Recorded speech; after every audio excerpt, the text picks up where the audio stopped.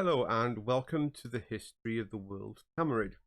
This is a game world that I've used for many campaigns, right back since 1983. Now I've had a request to delve more into the game world and give a bit more history, so I've decided to make this short video. I hope you enjoy it. So let's start. One thing I'd like to point out is there are many events that happened in campaigns over this period. But I'm not going to go into any details because it could give away plot secrets. So some of them I'm going to skip through quite lightly. Anyway, let's start. Back in 1983, I created a club, a role-playing club, at the sweet age of 16. And during that club, I ran a short adventure in Rolemaster. And this was the birth of one of the most famous characters that we had, which was Xanax. And there's a funny story about Xanax, and that's it was a drow. I think that was the rage all the time. There's many GMs probably around the world at that time were trying to experiment using very popular classic monsters and races as characters. We tried trolls, ogres, and all sorts of things, and one of the ones we created was let players play a drow. Now our drow, Xanax, actually had started off life as a polearm. Funnily enough, he ended up changing to use swords and had a figurine of wondrous power, which was a wolf. At the same time, or just after, of course, with the story of Dritz. And it's just strange sometimes how the whole role-playing community worldwide actually started experimenting with popular themes. And many a time I think you'll find from various GMs over the years, they'll say, oh, I did that just before it became famous, kind of thing. And it's actually a strange quirk of fate that I think does actually happen, is where socially the role-playing around the world things become popular, and it just so happens that some of them actually become famous. Anyway, I am going off on a tangent. So in 1983 I created the first campaign, Rolemaster. There was not much of a world at that point. I also then went to a convention. I actually created a play by mail game back called The Untamed Land, and I was invited to a convention in Kent where I ran Rolemaster for 14 people at once. That was hard. But this gave a good founding and flesh into the Rolemaster as I knew it back then, and I continued to run games in Rolemaster for many years after that. But this world never really became anything until 1987. I ran an AD&D Rolemaster campaign. It kind of started as Advanced Dungeons and Dragons and then switched back to Rolemaster. And this kind of thing happens a lot in this world where it switches from one system to the other. But that campaign was an official TSR campaign at the time called Egg of the Phoenix. Now, Egg of the Phoenix actually introduces a whole continent called New Empiria. So the New Empiria continent is actually on the other side of the world from Tameryd. We'll come into that a bit later. So I continued then in 1988 to run another campaign in Rolemaster on New Empiria, and again in 1990. In 1991, I ran GDQs, which ended up with the party's first encounter with one of the main classic bad guys in Dungeons and Dragons, and that is Loth. And we did them in Rolemaster, so doing the GDQs in Rolemaster, that was pretty hairy. Let's just say that the encounter with Loth at the end in Rolemaster, it actually lasted, I think it was 2 combat rounds. The opening combat round, somebody cast Leaving and Loth cast Blade Barrier, and those who don't quite understand Rolemaster, Leaving is kind of like a teleport spell where you physically fly through the air at very great speed. So Loth casting Blade Barrier just acted like an instant sieve for this poor character that just straight to the Blade Barrier. But that encounter went bad, very bad. Just about everybody died except, funny enough, for Xanax managed to survive. not by killing off, but just by fleeing. Then in 1992 is the first event in Tameryd in the year 900 of the Old Empire, as you can see on the screen. Now, this map is one of the oldest maps I have of the world, but it didn't actually exist in 1992. So this event, kind of like a switch back in time for some of the events that led up to this map being created. But in 900 of the year of the Old Empire, the area I've highlighted is basically called the Old Empire. The locals call it Calamore. Calamore was actually a region used already in Dungeons and Dragons, but because it was popular with the players, it became known as Calamore. But it's actually the Empire. In the year 900, the Empire they besieged what was the lands to the east of them, and in doing so, became the major continent or the major empire on the continent. So the empire, as it became known, was quite massive back at that and those. Okay, so carry on. In 1994, I ran another Rolemaster campaign, still on the Egg of the Phoenix world. But then in 1999, I joined Hasbro then. I also got some various mapping tools, and that gave birth to the map that you see here now. So that was in the year 1999, as I said.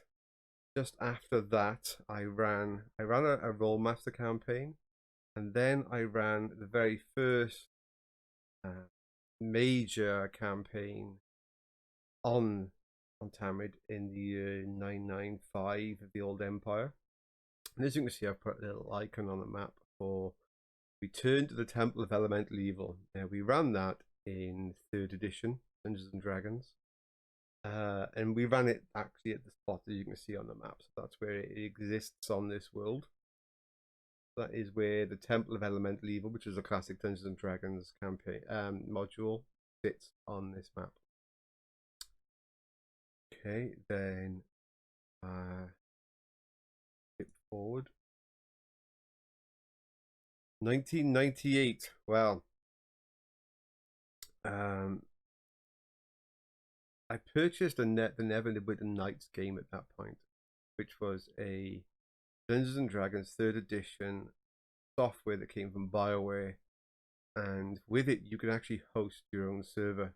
And I did. I created a server which lasted for quite a few months, considering the fact that back then you had to use dial-up, and I actually purchased an ISDN line with 2 dial-up lines, which was really expensive to run. I can tell you, leaving that going for 24/7 for players to come on and play on the campaign world that I'd created at that point. Carry on. So that was in the year 2002 I did that. Okay.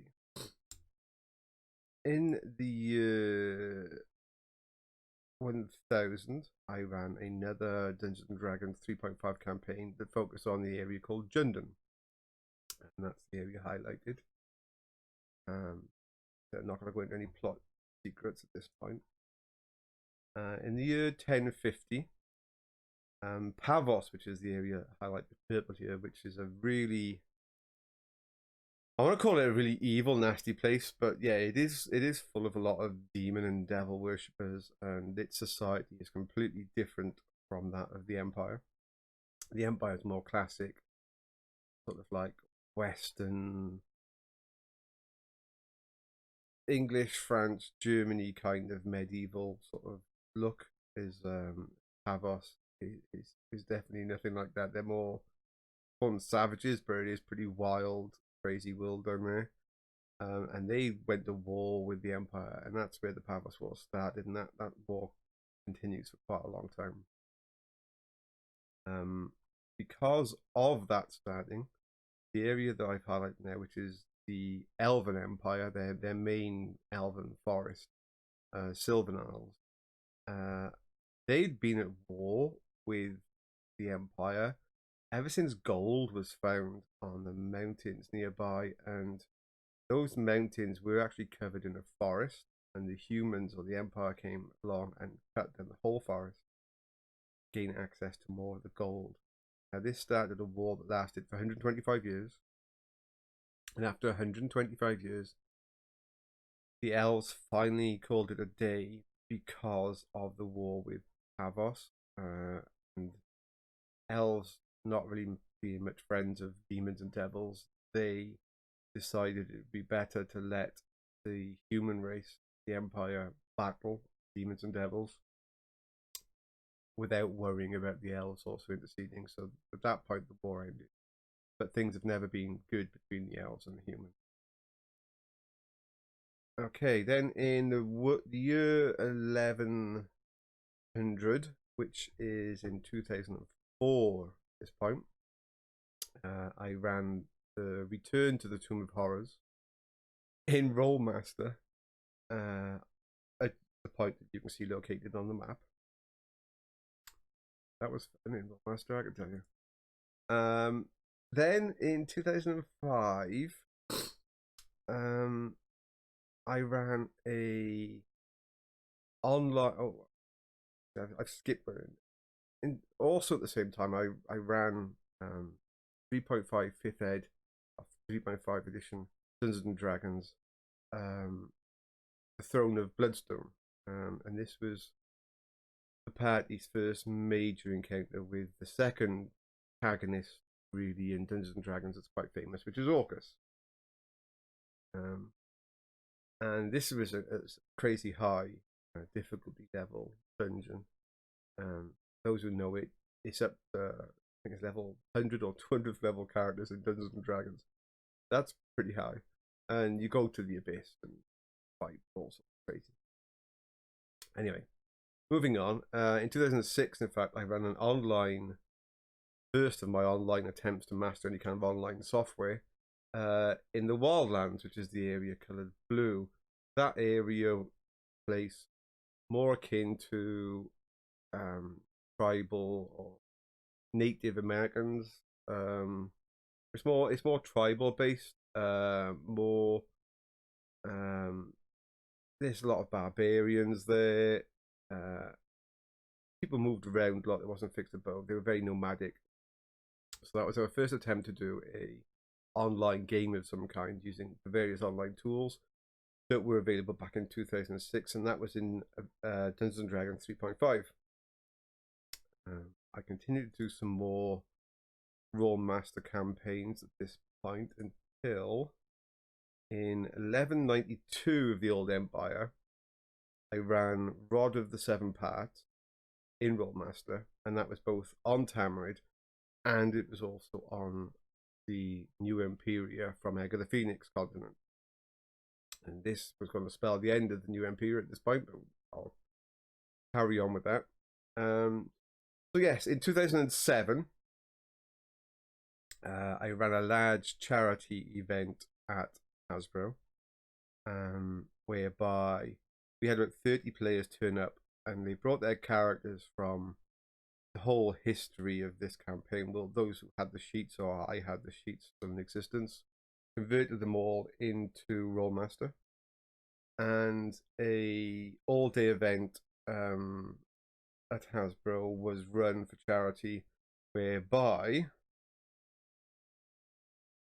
they finally threw down, or actually killed permanently in our campaign, World Loth, and they also banished Orcus, to basically banished him to Limbo, but imprisoned in Limbo so he couldn't get out. And in doing so, the powers that were unleashed in that battle actually destroyed the continent of New Imperia. It cracked most of the Earth's plate and caused major tsunamis, which we're going to come to in a minute, which affected Tameryd. So that was a great event that we did at Hasbro. So moving on, in 2008, in the year 1201 of the old empire, the effect of that destruction of a whole continent hit Tameryd. Now, on the right-hand side, you can see a plague of zombies. It's a huge tsunami that swamped and sunk a large portion of Tameryd. Also brought with it what's called the August Curse. August cursed the various people and races that assisted in his banishment. And in doing so, a plague of classic zombies, as in ones that if they bite you, you turn into a zombie very quickly and it rapidly spreads, hit the lands to the east. Finally, the old empire now shrunk to a very small size, built a huge wall, and various defenses across the world were put up to try and combat these zombies. Now, on the left-hand side, you can see there's just this massive glacier thing that covers the map. Now, for some reason, and I'm not going to go into for plot reasons, the tidal wave that was going to swamp that side of the Tameryd froze, literally, in the air and formed this massive glacier. Beneath this glacier was also the place called, it seems like the Conclave of Dragons, whereby there's a council of goodly dragons there. They all got froze in the glacier. So most of the goodly dragons in this world at the moment have been frozen and they're locked in that glacier. And all attempts to get them out have had no effect. I will now move on. There have been several smaller campaigns that have been run in this world in both Dungeons & Dragons 3.5 and Rolemaster. Now the next one we did is, the next point of note is in 1328. All the wars at this point stopped. The war with Pavos finally came to an end, with the zombie plague having such an effect that it did. There was a moment of peace in the world whereby all various kingdoms just stopped warring to focus on the issue at hand. However, this peace didn't last very long, because in 1329, the following year, both Jundun and Noromir, which is the area you can see in red, took this opportunity to wage war against a very much weakened empire state at this point. After years and years of dominance by the empire, exerting various political pressures on their neighbours, they get turned upon. Now, this huge battle, should we say,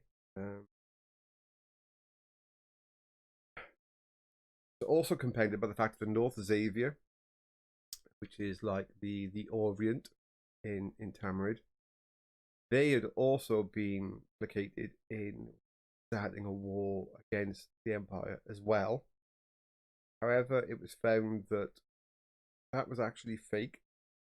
They weren't actually at war. It was one of the factions inside that was trying to make it look like they were going to war. So clearly there was more political things going on at this point that I'm not going to go into. However, in 1330, a major event happened in the world. I'm not going to disclose how or why, but this was what was called the Ending, whereby various planes of existence, the Shadow Realm and the Astral Plane, for a brief moment, all merged with the Material Plane, which you can imagine has an unbelievably drastic effect. And so even though that didn't last long, the effects upon all those major empires was huge. And most of them, they do exist, but in a much lesser state than they were at the point when they all went to war. And this is where RollQuest begins its campaign, yet again, back in Rolemaster, in the Lawless Lands, which you can see on the map I've drawn. And this gives you a rough history of Tameryd as a whole, gone from Advanced Dungeons and Dragons. I actually started Rolemaster, Advanced Dungeons and Dragons, Rolemaster, 3.0 D&D, Rolemaster, 3.5 D&D, Rolemaster. When the last D&D campaigns here was also still in 3.5, even though by that point 5th edition had come out, it was running 3.5. And now it's back as Rolemaster, which is its true home. And I hope you all enjoyed this quick, brief history of Tameryd. You understand that there are certain aspects of this world that do have Dungeons and Dragons back history to them, and back events, and even modules and locations that took place over the years. But it's going to be fun. I've never run a campaign in the Lawless Lands before. It's a completely new area. It's going to be great to see the players explore that part of the world, while at the same time potentially getting involved with some of the deep, long plots that have happened in this world, and understanding of how everything works and how it all comes together. Anyway, thank you very much, and thank you to all the people who have subscribed so far. Fantastic. For those who are watching this channel and haven't subscribed yet, please press the subscribe button. It means a great deal to us. And anyway, see you all soon for episode 3. Bye now.